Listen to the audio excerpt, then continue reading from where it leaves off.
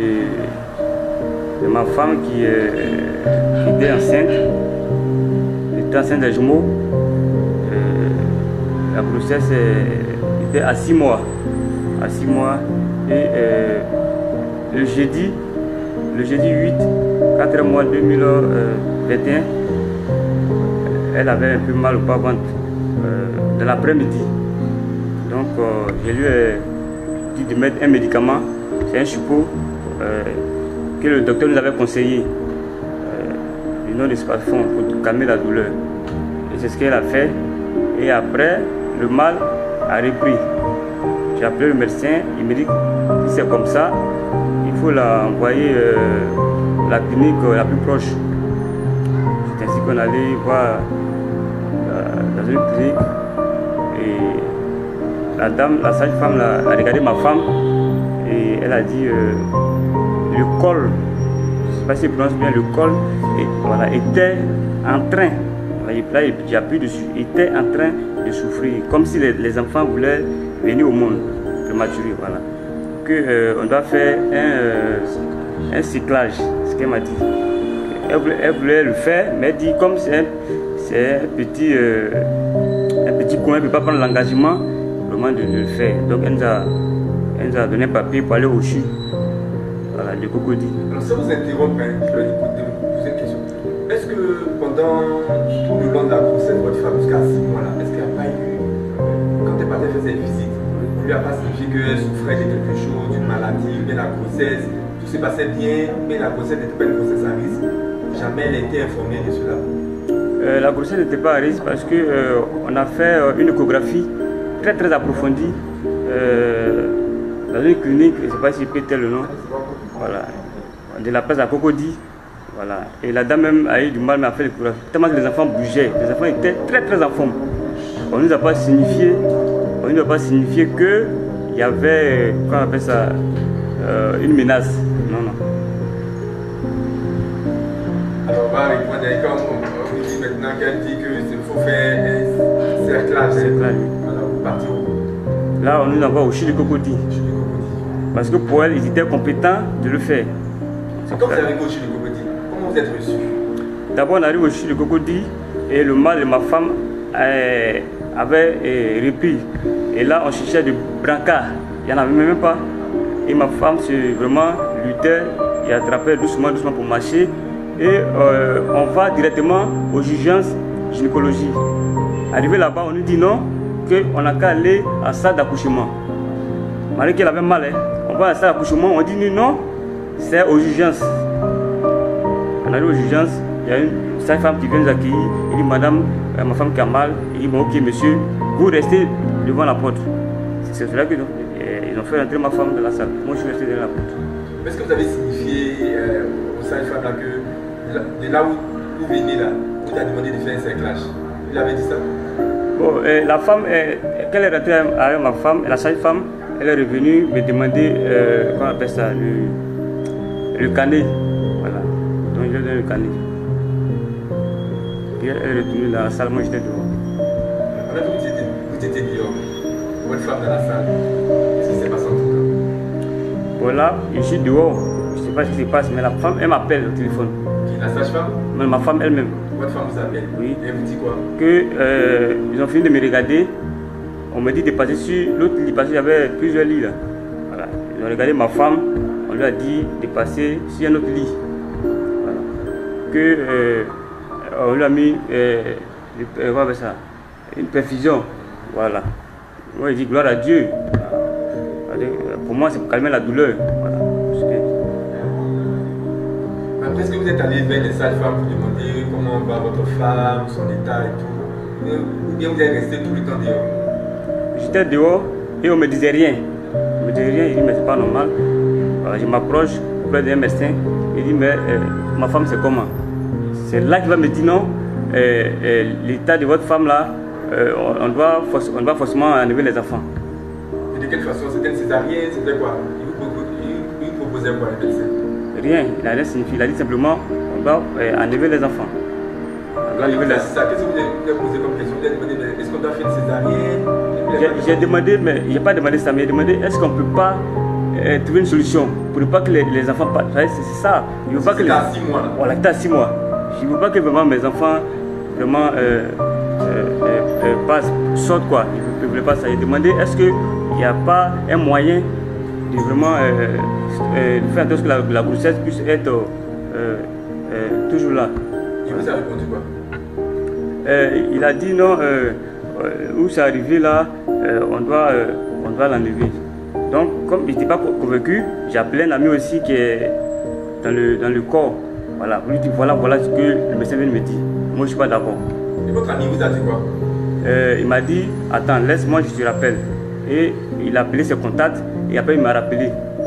Il m'a dit bon, ils disent que si quoi avec ça. Il m'a demandé est-ce que la femme elle voyait un peu de trucs, des os. Il a dit non, elle m'a dit non, mais que c'était les pètes qui venaient beaucoup, voilà, comme ça. Alors, pendant ce temps, le médecin vous conseille de faire sortir les enfants comme vous le dites, et vous n'êtes pas trop rassuré. Alors, qu'est-ce que vous faites? Ensuite, j'appelle encore mon ami. Et là, je lui passe le médecin qui était là, qui n'a pas essayé de trouver une solution. Il n'a pas essayé de trouver une solution. Et pourtant, les deux ont causé en termes médicaux. Voilà, en termes médicaux. Et après, mon ami m'a donné le téléphone. Il m'a dit, mon frère, soit fort. Et ce que le médecin m'a expliqué là, il dit que non, on doit forcément faire passer les enfants. Faire passer les enfants, ça veut dire quoi exactement? À voter. Faire. Parce que les enfants ne peuvent pas survivre, c'est ça? C'est ce qu'il a dit. Mais je n'étais pas toujours convaincu. Et j'ai contacté aussi un docteur qui dit il vient de parler avec un docteur et que voilà, il dit on peut nous envoyer un service de néontologie, qu'il y a possibilité de vraiment sauver les enfants. Et il m'a dit c'est une bonne idée, si un docteur il peut me donner les idées. Et après j'ai essayé d'appeler le docteur. Malheureusement, le docteur a eu une chance de rentrer avec ça, au bloc opératoire. On n'a pas pu le joindre le docteur. Alors, pendant que vous discutez avec votre ami au téléphone, avec le médecin qui est en face de vous, est-ce que vous avez eu la possibilité d'entrer dans la chambre et de voir un peu l'état de votre femme? C'est après d'avoir vraiment fini de causer avec mon ami, voilà, il a changé avec le médecin et ils sont partis. Et moi j'étais seul devant la porte des urgences.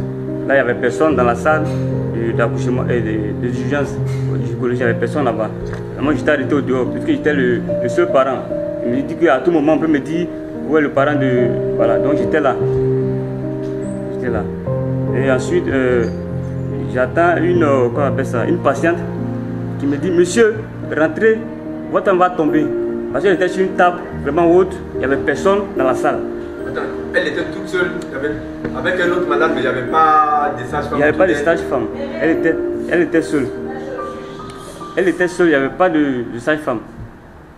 Donc c'est comme cela, une patiente me dit monsieur, venez, votre femme va tomber. Voilà. Donc je suis rentré, et je constate que ma femme aussi avait mal. Je ne suis pas médecin pour dire que vraiment, mais elle avait très mal. Elle avait très mal. Et j'étais à ses cheveux, j'étais arrêté là. Et arrivé à ce moment, elle me dit qu'elle avait pissé. Il n'y avait pas de salle, il n'y avait pas de sage-femme dans la salle. Elle me dit qu'elle avait pissé. J'ai dit mais est-ce que tu peux te lever? Elle dit non, je vais pisser. Donc là, j'enlève le ballon. Maintenant, ma femme est devant moi, je suis derrière. On va dans les toilettes. Elle finit de pisser. Dès qu'elle s'est relevée net, le premier enfant est né devant moi. Dans les toilettes, pendant que ma main était ballon. Et c'est le corps ombilical qui a sauvé l'enfant. L'enfant était suspendu. Il était suspendu. Là, j'ai crié au secours. Je les patients maintenant que je ne suis pas appelé sage-femme et elles sont venues dire monsieur, vous pouvez finir, sortez. Mais pendant ce temps, quand l'enfant est sorti, il a commencé à pleurer. Puis il a pissé. Donc, quand la sage-femme est venue, il me dit monsieur, vous pouvez finir, sortez. On va s'occuper de l'enfant. J'ai appelé automatiquement mon ami, l'infirmier, pour dire que il y a un qui vient de sortir, mais il a envie, il a pleuré. Il dit gloire à Dieu, ça c'est une bonne nouvelle.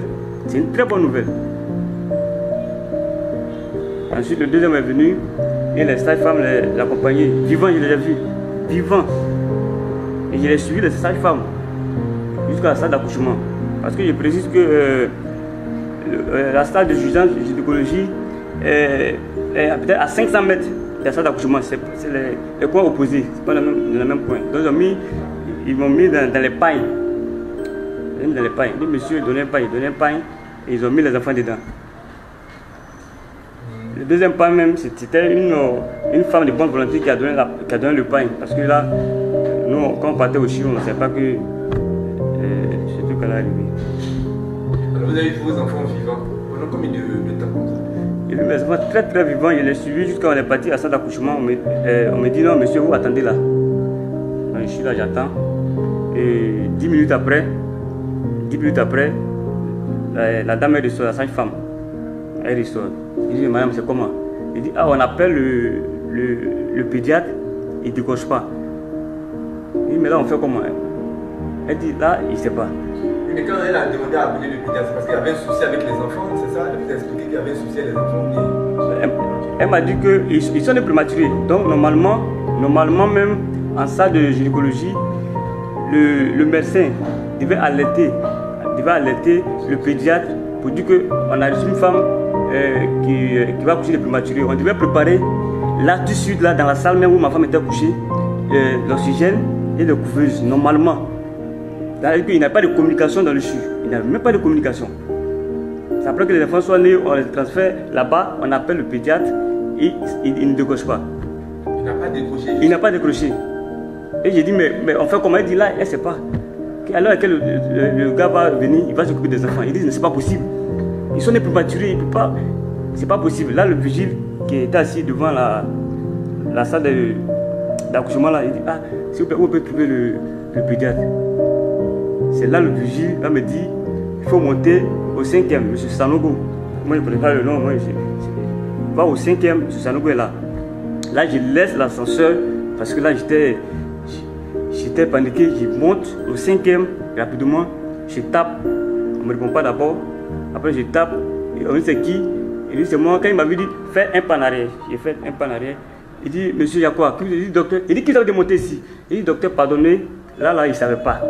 Il ne savait pas qu'ici on ne monte pas. Mais là, mes enfants sont en bas, on me dit qu'on vous a permis de décocher pas. Il me dit, mais on vous a dit que quelqu'un est en haut ici, je dois m'amuser. Est-ce que je dois m'amuser? Est-ce que je dois m'amuser? Il dit, pardonnez, allez sauver mes enfants. Là, ils ont besoin de vous. On dit que vous devez faire les examens. Et voilà, avant de les mettre sur oxygène et puis perfusion. Et dans une couveuse. Et c'est ainsi qu'on est descendu avec. On descendait du 5e au 1er. Et il parlait sur moi. Je vous ai dit monter. Il dit pardonnez, s'il vous plaît, allons. Et ils vont m'attendre. Il dit pardonnez, allez sauver mes enfants. C'est là qu'on est descendu ensemble. Et il est rentré dans la salle d'accouchement. Il m'a dit monsieur, attendez là, attendez devant. Là, je suis resté là en attendant.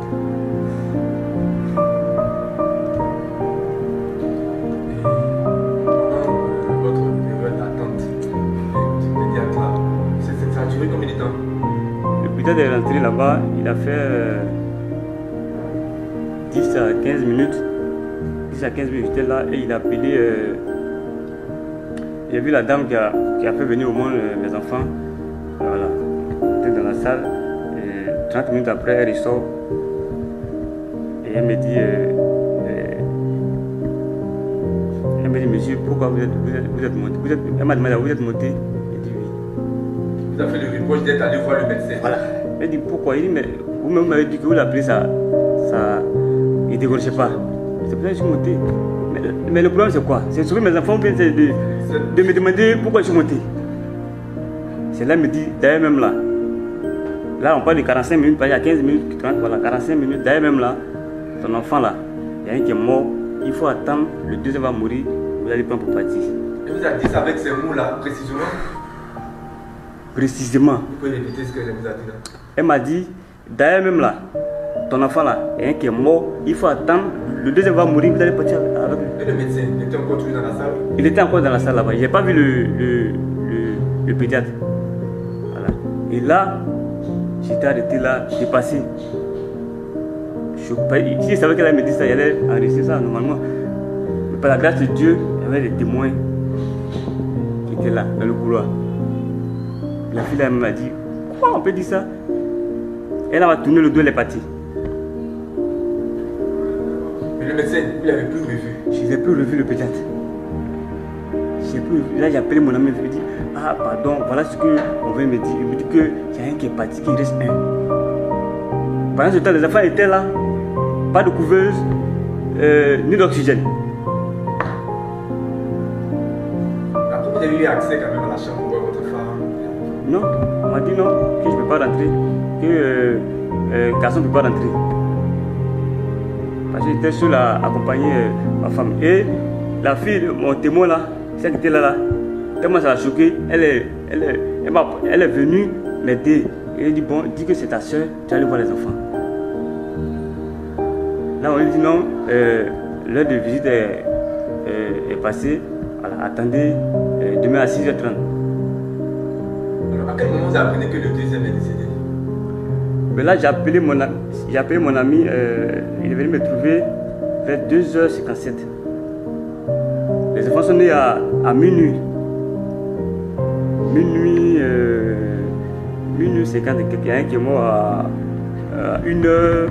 Je sais pas bien, mais 1h beaucoup. Le deuxième là, lui, là, il a lutté jusqu'à 2h et quelques. Enfin, mon ami m'a trouvé à l'hôpital à 2h50 et quelques. Mais ils n'étaient pas encore morts parce que lui voulait rentrer. On dit non. On l'a empêché de rentrer. Il n'est pas venu à sa blouse. On lui dit non, il s'est présenté que vraiment mon frère. Un truc comme ça pour il s'est présenté. On dit il n'a pas sa blouse. Donc on ne peut pas le laisser rentrer. Il peut voir vraiment l'état. Maintenant il a expliqué, voilà ce qu'une sage-femme m'a dit. Il voulait même voir la dame, on n'a plus revu. C'est ainsi il a fait appel à la sage-femme qui était dans la salle avant qui est venue pour dire que ah, c'est mon frère, on ne dit pas ça, moi mais je suis dans le corps, on ne dit pas comme ça. Quelqu'un qui est traumatisé et puis voilà. Et on vous annonce après le décès du deuxième enfant. Effectivement, c'est ce que la dame voulait dire, d'attendre. Le deuxième va mourir. Effectivement, le deuxième est mort. Comment vous avez réagi? Comment? Vous avez réagi? Là, j'étais complètement désolé. J'étais abattu. Voilà. Ce ne sont pas des animaux quand même. Ce sont des hommes, des jumeaux. Des jumeaux. Parce qu'on rappelle que vous avez déjà une fille. Vous avez une fille déjà. Non, j'ai deux filles. Et je cherchais tellement de garçons. Vous attendez tellement de garçons. Voilà, la grâce de Dieu m'a donné 2 garçons. 2 garçons. Malheureusement, par manque d'assistance, par manque de négligence, ils ont laissé mes enfants mourir.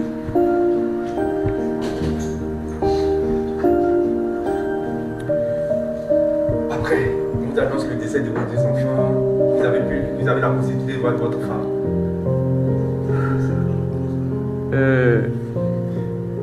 Après le décès oui, là c'était difficile, il ne savait pas comment m'y prendre. Ma femme elle ne sait pas, parce que les enfants sont partis en salle d'accouchement. Elle est encore en salle d'urgence.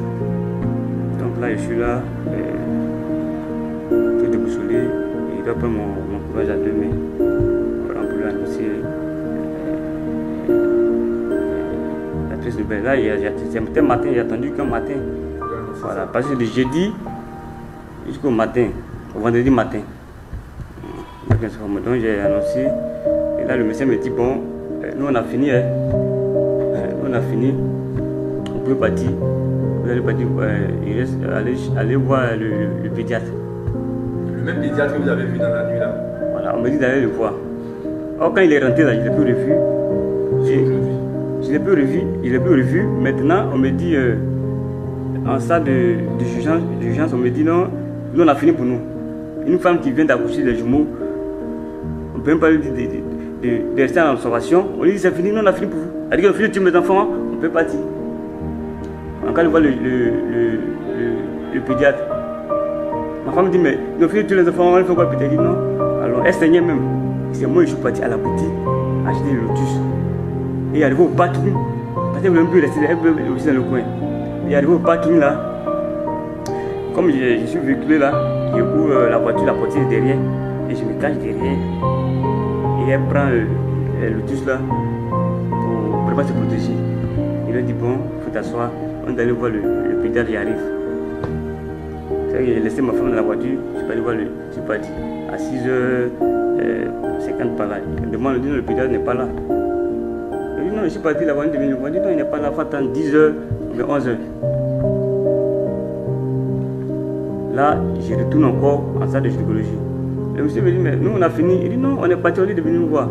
C'est pour ça qu'il a fait appel à la sage-femme là qui m'a jeté les paroles vraiment cruelles là, qui allaient vraiment de l'autre côté à la salle de l'accouchement. C'est pour ça qu'elle a fait sortir mes enfants. Elle a fait sortir mes enfants. C'était couché. Les policiers même, c'est vrai qu'ils ont lutté. Ils voulaient vraiment vivre. Elle me dit, voici tes enfants, va acheter comment on appelle ça, un canot d'eau à la boutique là-bas. Il va enregistrer. Et puis bon, tu attends, on va appeler les gens de la MOC là. Ils vont venir les chercher. Et là, ils sont venus avec un cahier qui est déchargé. J'ai laissé mon numéro, tout ça. Elle me dit, attends là, les gens vont venir, ils vont chercher les corps pour partir. Et de 6h jusqu'à 8h, les gens là ne venaient pas. Donc, comme ma femme est saignée, il dit, bon, comme je suis véhiculé, j'allais déposer ma femme à la maison. Et puis attendre, dès que le gars m'appelle, comme je suis pas loin du CHU, il va arriver. De 8h jusqu'à 14h, j'ai pas reçu d'appel. J'ai pas reçu d'appel des gars de la MOC. Et je reviens maintenant au CHU. Mais ils ont dit qu'ils allaient m'appeler pour recueillir le corps. Jusqu'à présent, on ne m'appelle pas. Et on me dit d'abord, va au service la chute. Là, je pense que la chute. Quand tu es dans la salle d'accouchement, première porte à droite. Et je rentre. Et la dame me dit, mais, attends, c'est quel nom? Et puis je donne mon nom. On envoie le cahier. Puisqu'elle avait déchargé le cahier, laissez mon numéro. Et là, elle me dit, mais les gars sont passés. J'ai dit, il ne peut pas passer. On m'a dit qu'ils vont m'appeler. Ils sont passés chez eux. Je dit, non, mais vous avez laissé mon numéro, pourquoi ils ne m'ont pas appelé? Elle dit, regarde, c'est vous qui avez signé, c'est lui. Voici la signature. Ils sont passés les enfants. Jusqu'à présent, mes enfants, je ne sais pas. Je ne sais pas. Pas si vous été enterré ou pas. Jusqu'à présent. Mais quand vous partez en cours, retournez encore au CHU, vous leur demandez, qu'est-ce que vous répondez? Mais depuis là, j'ai pas encore fait de marche. Parce que là, j'étais tellement abattu. Aujourd'hui, c'est quoi? Vous avez envie de poursuivre le CHU, vous avez envie de poursuivre le pédiatre, la sage-femme. Qu'est-ce que vous avez envie de faire? Aujourd'hui, là, j'ai lancé un appel. J'ai lancé un appel au président de la République, au membre du gouvernement. C'est vrai, mes enfants, ils sont partis, mes jumeaux, ils sont partis. De vie, je ne vais plus les revoir. Ça, c'est clair. Mais ce que je veux pas que cela arrive encore. Donc, j'interpelle le ministre de la Santé, j'interpelle le chef d'État,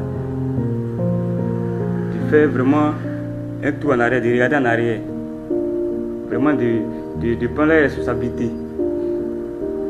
Faire en sorte que le CHU doit être équipé pour que ce genre de trucs-là ne puisse plus jamais arriver.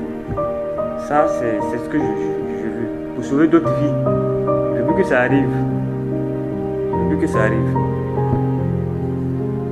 Un Ivoirien, un Africain, partout dans le monde entier, je veux que ça arrive.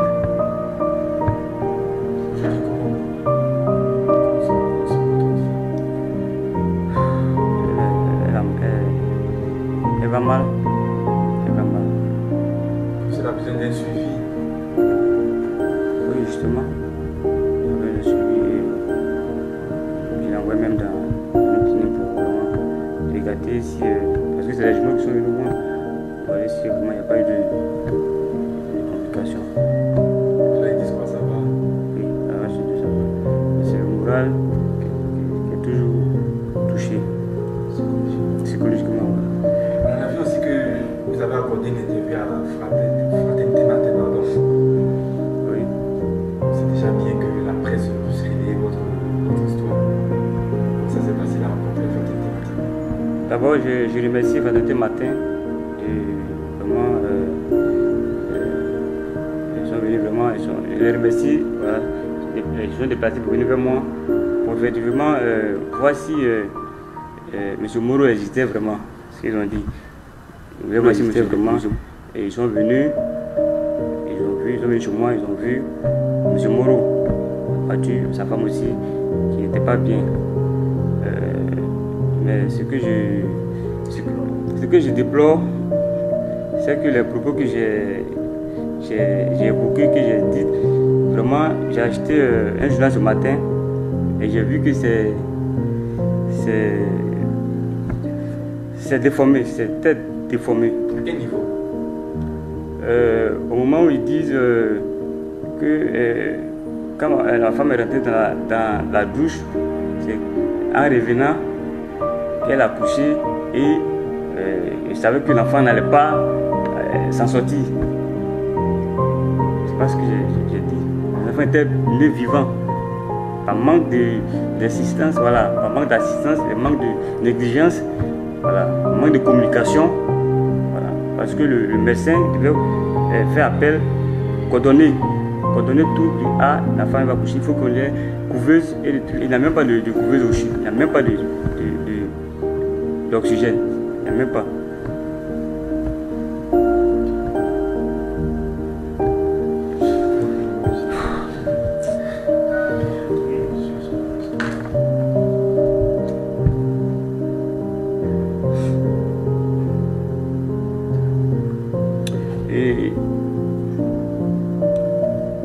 Et là, je profite pour lancer vraiment un appel aux hommes de droit, le ministère de la Justice, aux ONG,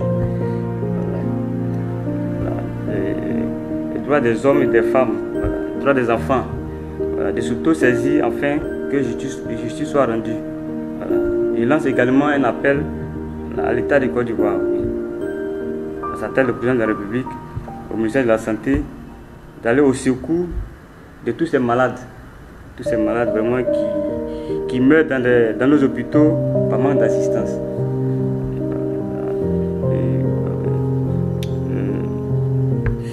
Je tiens à remercier aussi les personnes de bonne volonté qui nous ont exprimé leur soutien et compassion. Je dis merci aux médias parce que cette information a été sur de tous. Merci. Merci M. Moreau. Merci. Puis, qu'est-ce que vous dites d'autre? C'est beaucoup courage. Il y a beaucoup, comme on le dit,